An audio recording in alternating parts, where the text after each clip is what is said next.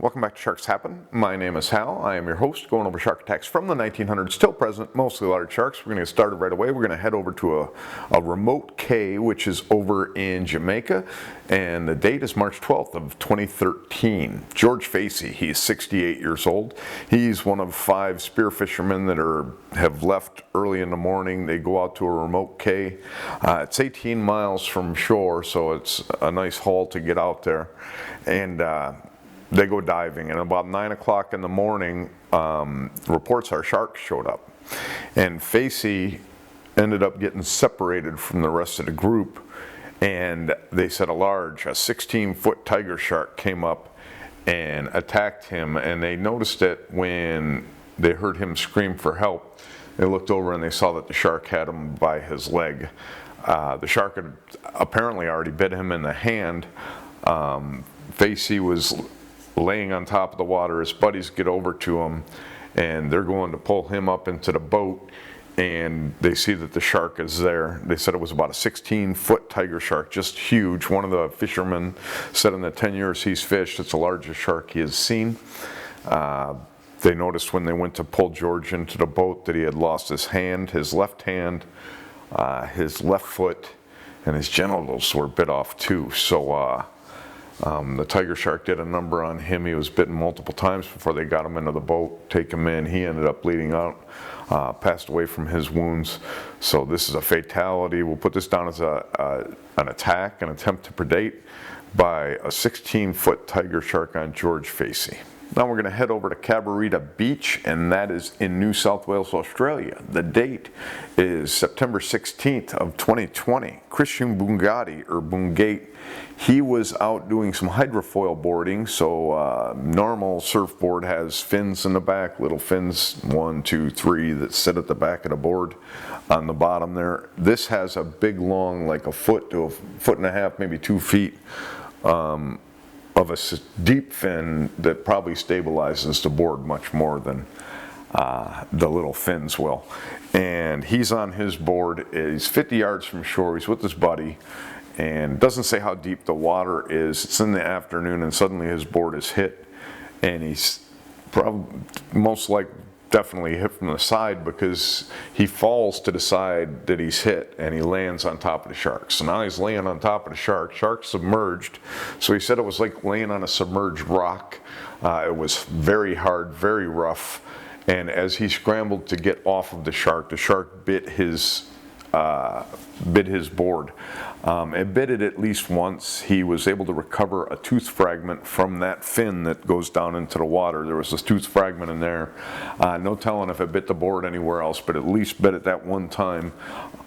It seems as he was climbing off of the shark. So he was saying how lucky he was. I'm going to post a little link. It's a real quick interview with him talking about the experience.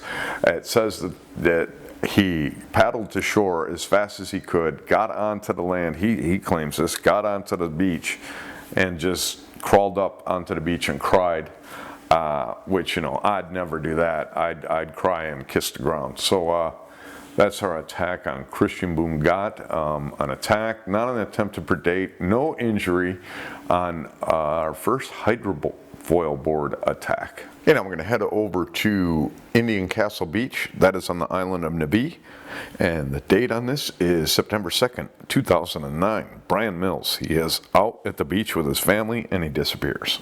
The thought was that he was caught up in currents and dragged out to sea, which is very possible. There was an incoming Erica, I think it was, a hurricane warning. Seas were choppy. Murky and choppy, and he disappears. So they were thinking that a current might have gotten him and dragged him off, which is very possible, especially with the conditions of the sea. 2 days later, I don't know if it was a fishing boat, if it was from the shore, who discovered it. Somebody had seen a 12-foot shark, I believe it was fishermen, 12-foot shark floating on top of the water. So it's a dead shark, but it's floating, which is odd because sharks sink.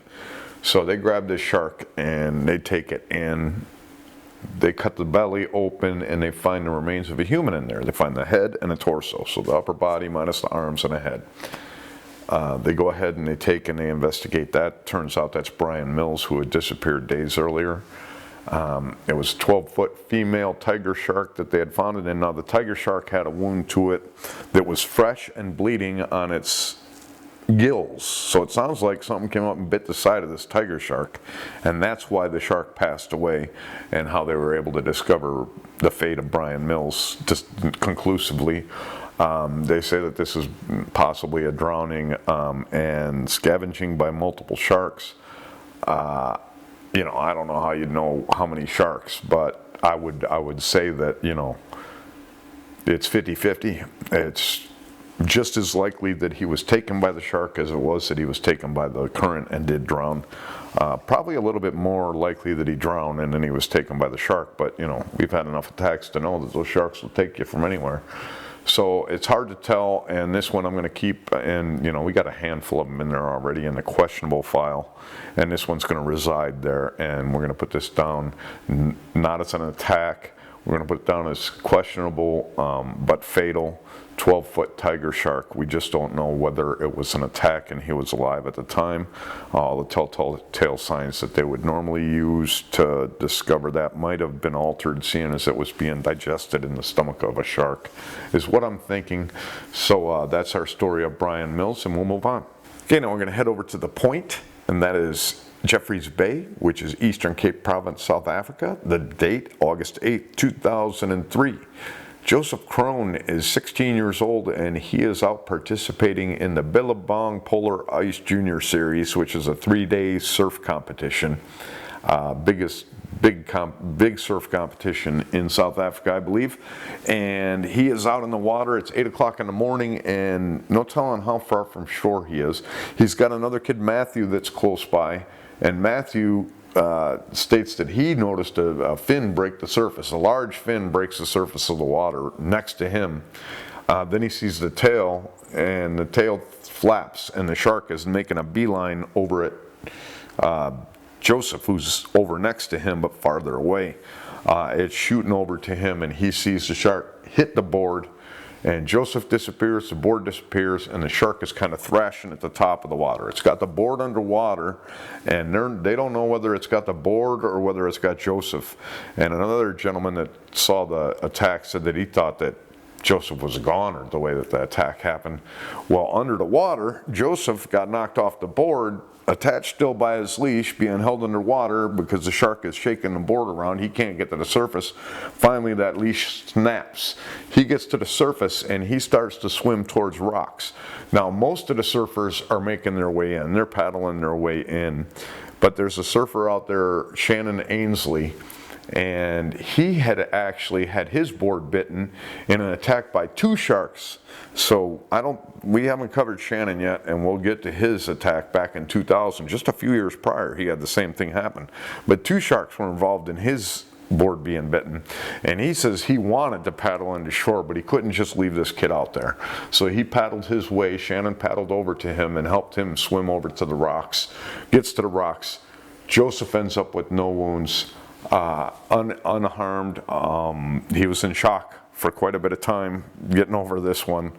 You got to be stunned by that. He says all he could see was teeth. He couldn't believe that he wasn't bitten, and you know, it is kind of crazy. But another one of those, you know, shark didn't want anything of having to do with people being in his water at the time, and he did something to do something about it, and it usually works.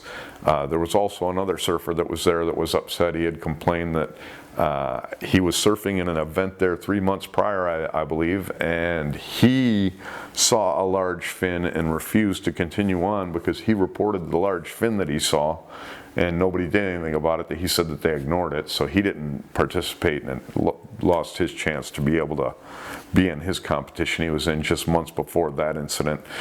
Joseph goes on and he does participate in the event, and he moves in. I believe he made the semifinals in that, so he did pretty well for, you know, almost being a shark attack victim, where you wouldn't even be able to be in the event to be able to move on and do well in it. That's got to be awesome.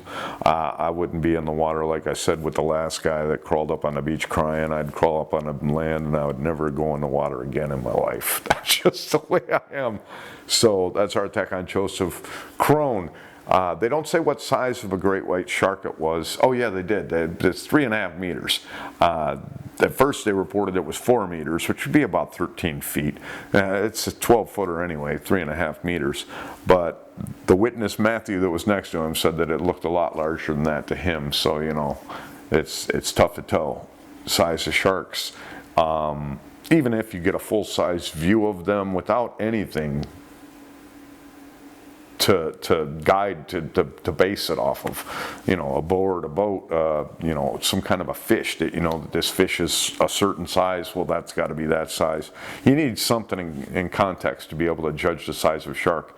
And especially, you know, when you're in that kind of situation, you don't get to see him very, very much. I mean, he probably had maybe 5 seconds where he saw the shark from the dorsal fin to the time it shot over and grabbed the board from Joseph. So that's our attack.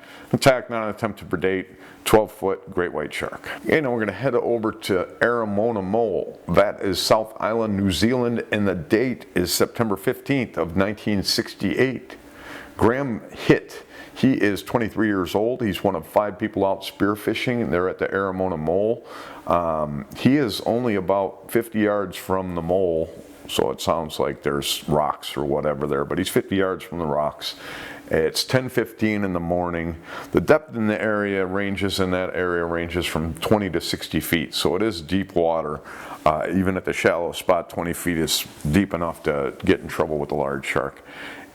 You know, 5 feet is deep enough to get in trouble with a large shark, but he's there, and there's 4 of the 5 are in the water. One of them's climbing up onto rocks, probably taking a break, and suddenly a large shark fin breaks the surface, and the shark circles one of the spear fishermen.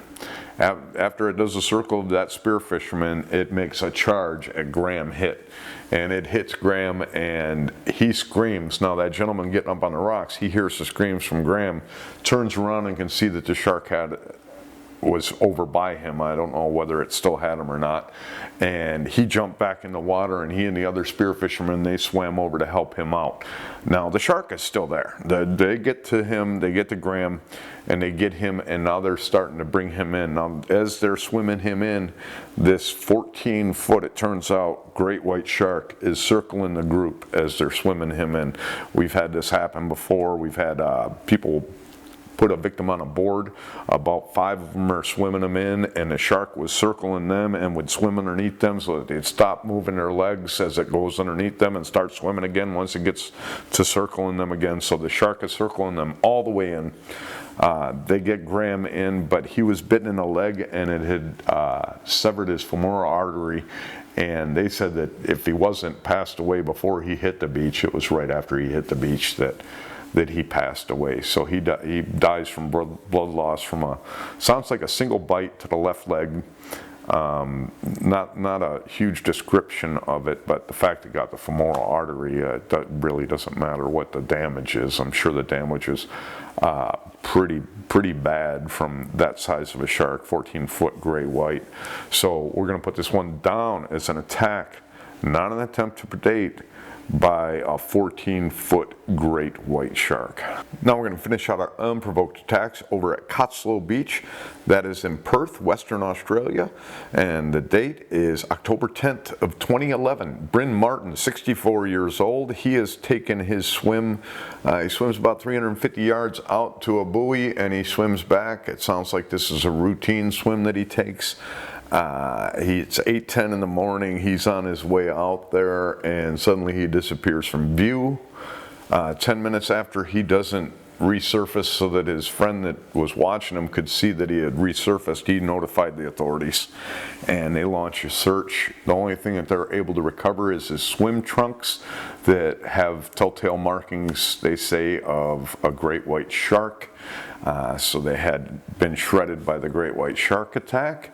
They said this was a 3 to 3.5 meter great white shark, so you're talking 10 to 12 foot great white shark was involved in this, and it's definitely a shark consumed them, gentlemen. So we're going to put this down as an attack, a predation by a 10 to 12 foot great white shark on Bryn Martin. Okay, now before we get into the end of the show, what were you thinking? I wanted to say that, you know, both stores still open. You got sharkshappen.com for shirts like this one with all the sharks, two of the big boys, two of the champagne sharks, the great whites, and then you have all kinds of other sharks on there. Over at Etsy, it's etsy.com/shop/sharkshappen2. Use promo code PERDATE to save 10%.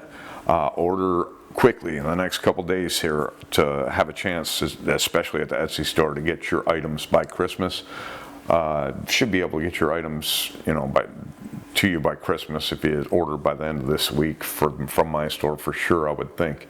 So that's the story of those. I wanted to go over, I went through, and after I did my research on the show for today, I'm looking into the bags that you used to crawl into, that the Navy used to, I think they were using them at one point. But anyway, we're going to get into those as soon as I can find information on the older ones, which I'm thinking I'm going to have to do through the newspaper archives and from H. David Baldrige. I can't find anything when you try to look it up by all kinds of different, you know, you call it a shark repellent, a shark protection. It doesn't come up with anything. All you're going to get is that shark chaser, which was the dye, which we're going to get into a little bit here. But I do want to say that I noticed that there is a new bag, same type of situation, to where it's inflated around you, holds the water in there, same thing. They also have, I think, a receiver on there or some transmitter that'll flash to let other boats, planes know that you're down there. Made of something, I believe it's made of some kind of material that reflects light so that it would shine up to a plane or a helicopter that's looking for you, so they made it reflective too.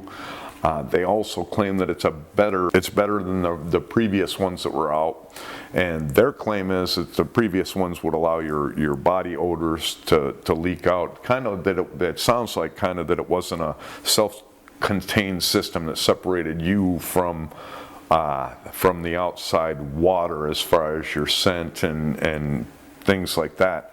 They also claim that theirs will help fight hypothermia. So I'm looking forward to when we get into that, to see how all these things are possible with this new bag that they have out there. But the old bag I'm still looking into, and as I was looking into it just on the internet, I didn't get into the newspapers, but just on the internet, I came across with the acetate, the copper acetate. There was two different salts.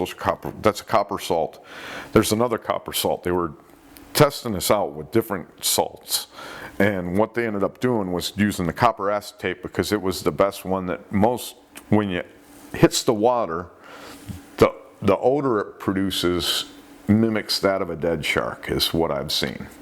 So that was interesting. Number two was I came across an article that in 1977 they were still handing these packs out to their, you know, servicemen, but it says 12 years prior. And so back in '65, they were known to not help, not be effective.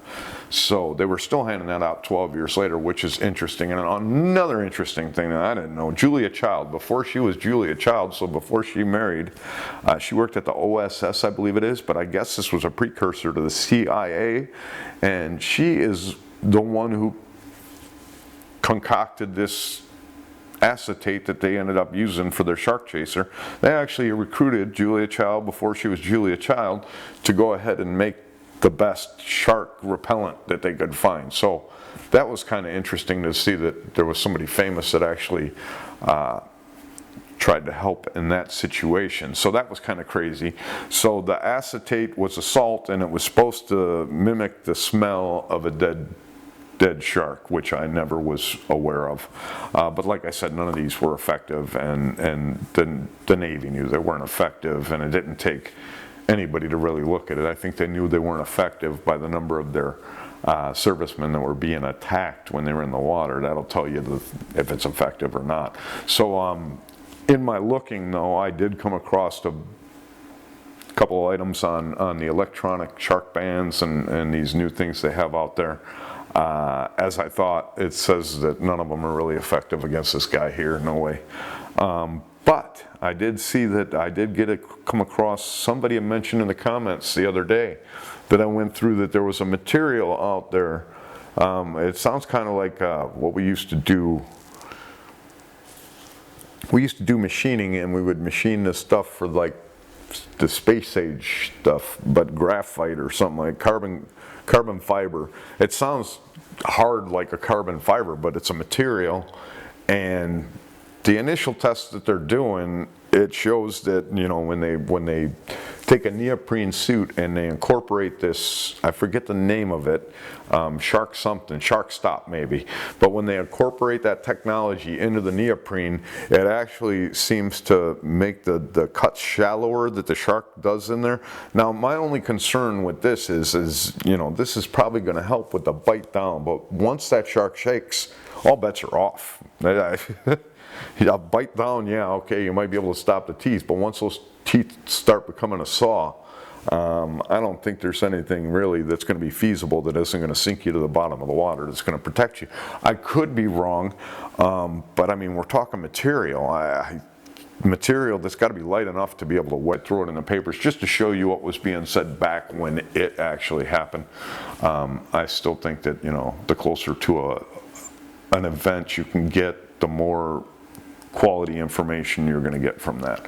So that's our story of that. We're going to get into what were you thinking? And today we're going to do what were you thinking. Where did this one take place? Acapulco, Mexico. And this is in 1958. This guy, he's unidentified. This is Acapulco, Mexico. It's October of 1958. And this unidentified gentleman is in the water. And a shark obviously swims past him. And this isn't a small shark. This has got to be a large shark.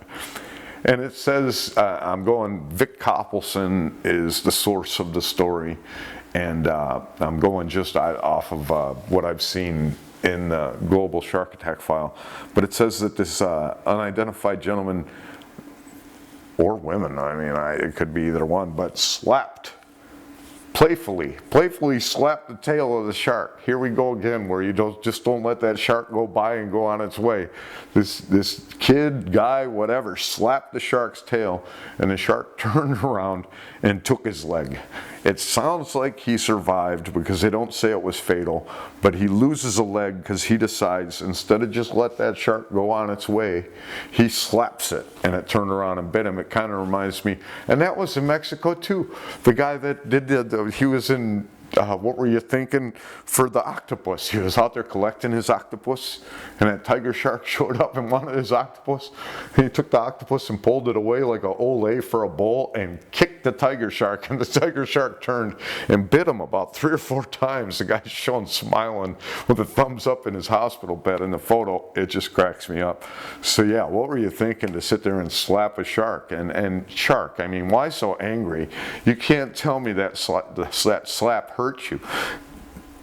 That slap didn't even do anything to you, and you know, it's kind of weird that it would turn and do that to him.